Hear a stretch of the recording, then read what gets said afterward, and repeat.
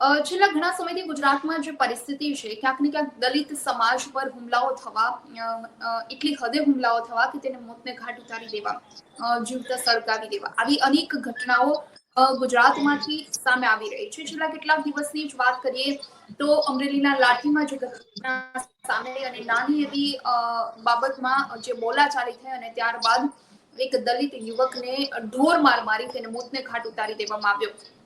ત્યારબાદ ગઈકાલે પાટણમાં પણ એક ઘટના સામે આવી છે. સાંતલપુર ના જે ગામમાં ઘટના ઘટી, એક દલિત આધેડને જીવતા ભૂંજી દેવામાં આવ્યો. આ સિવાય વિરમગામમાંથી પણ એક ઘટના સામે આવી હતી. સુરેન્દ્રનગરમાં પણ એક આ પ્રકારની દલિત યુવક પર હુમલાની જે ઘટના સામે આવી હતી.